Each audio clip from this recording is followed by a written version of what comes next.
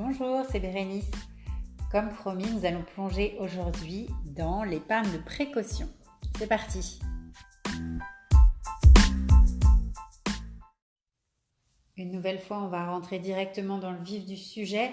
Je vous invite à retourner à la vidéo Comment répartir son capital et diversifier si vous voulez situer un petit peu plus cette épargne de précaution. L'idée en tout cas, c'est d'avoir un socle, une base extrêmement solide pour pouvoir faire face aux imprévus de la vie. On avait dit qu'il devait représenter environ 3 mois de votre salaire.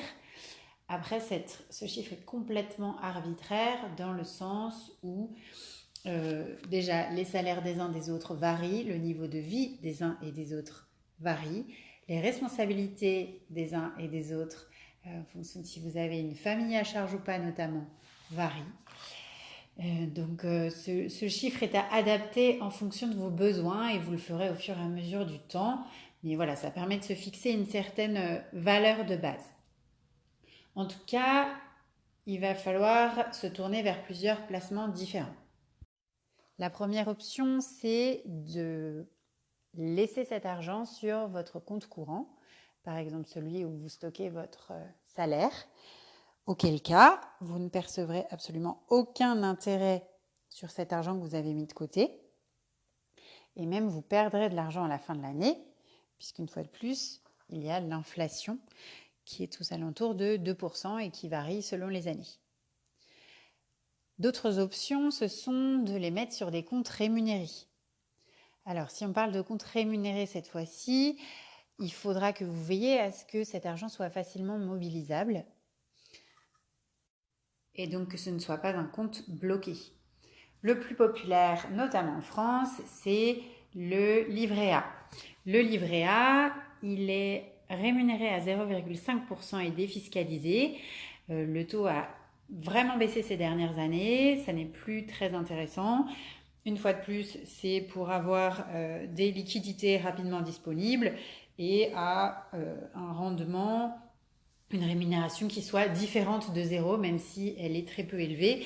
Le total, c'est qu'avec l'inflation qui existe, de toute façon, vous perdrez quand même de l'argent.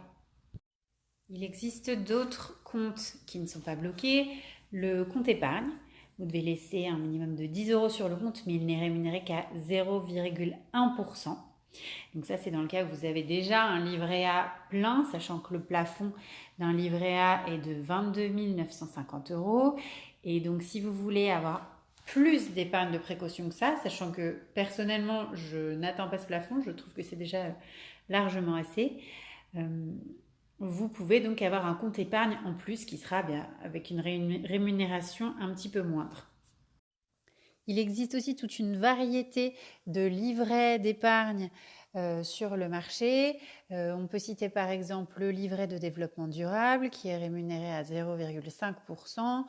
Le compte épargne logement qui est à 0,5%, c'est brut. Vous avez aussi des comptes épargne qui sont proposés dans différentes sociétés.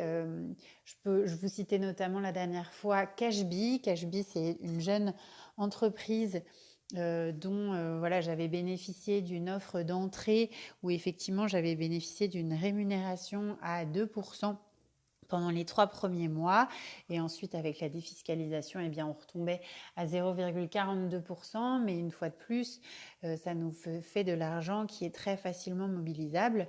J'ai pas regardé s'il y avait des systèmes de parrainage ou quoi que ce soit. S'il y en a qui me le demandent, je vous mettrai éventuellement un lien dans la barre d'infos. Et enfin, on arrive sur la particularité des plans épargne logement et de l'assurance vie. Alors pourquoi je les regroupe ?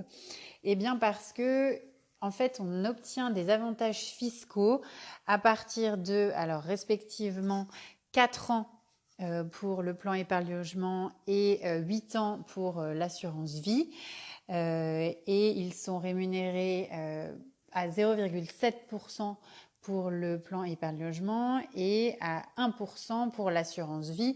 Je vous parle là de la partie fonds euros. Mais on reviendra sur l'assurance vie plus en détail de manière ultérieure.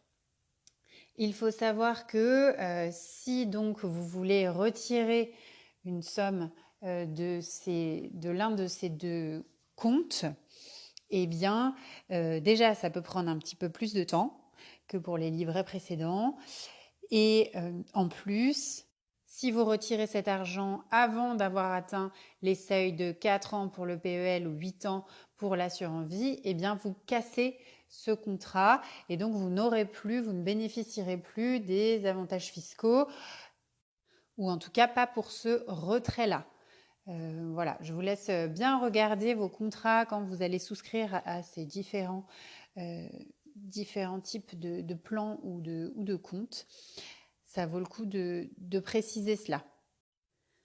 Après, dans l'absolu, ça ne sert à rien de multiplier ces comptes ou ces livrets d'épargne. L'idée, voilà, on se constitue une base solide, on en a un voire deux, mais en tout cas, on évite d'avoir des dizaines et des dizaines de comptes ouverts.